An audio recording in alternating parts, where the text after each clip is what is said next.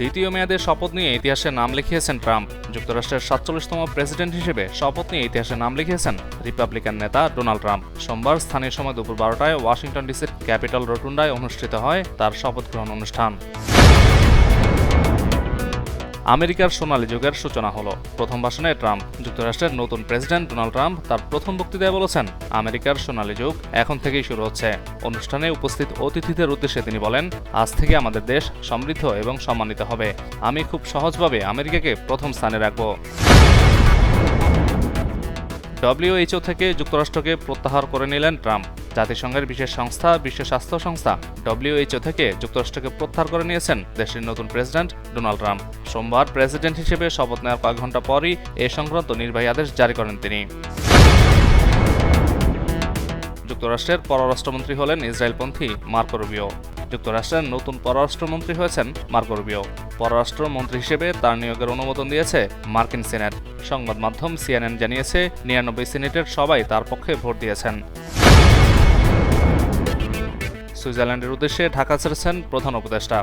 বিশ্ব অর্থনৈতিক ফোরামের বার্ষিক বৈঠকে যোগ দিতে সুইজারল্যান্ডের দাভসের উদ্দেশ্যে রওনা হয়েছেন প্রধান উপদেষ্টা অধ্যাপক ডক্টর মোহাম্মদ ইউনূস।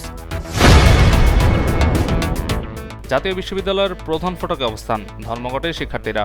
জাতীয় বিশ্ববিদ্যালয় অন ক্যাম্পাস অনার্স প্রোগ্রামের জন্য শিক্ষা মন্ত্রণালয় কর্তৃক চিঠিপত্র এবং শিক্ষা কার্যক্রম সুনির্দিষ্টভাবে চালানোর দাবিতে অবস্থান ধর্মঘট করছেন শিক্ষার্থীরা।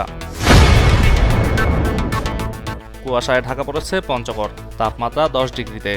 2 দিন ধরে ঘন কুয়াশায় ঢাকা পড়েছে উত্তরের হিমাঞ্চল পঞ্চগড়। মঙ্গলবার সকাল 9টায় তাপমাত্রা রেকর্ড হয়েছে 10.5 ডিগ্রি সেলসিয়াসে। ঘন কুয়াশা ও বাতাসের কারণে নিম্ন আয়ের শ্রমজীবী মানুষ কাজে যেতে পারছেন না। ইরানে ধর্ম অবমাননার দায়ে সঙ্গীতশিল্পীর মৃত্যুদণ্ড।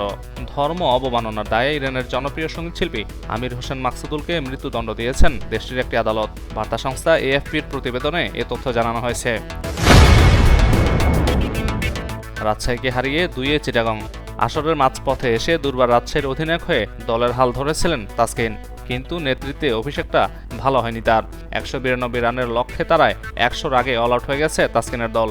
রাজশাহীকে 111 রানের বড় ব্যবধানে হারিয়ে সেরা 2-এ উঠল চিটাগং কিংস। বিগ বস 18-তে বিজয় করণবীর। রিয়েলিটি শো এর মধ্যে অন্যতম বিগ বস। টেলিভিশনে সম্প্রচারের পর ডিজিটাল প্ল্যাটফর্মেও হিট এই শোটি। রোববার গ্র্যান্ড ফাইনালের মঞ্চ থেকে সঞ্চালক সালমান খান বিগ বসের এই সিজনের বিজয়ী হিসেবে করণবীর মেহরার নাম ঘোষণা করেন।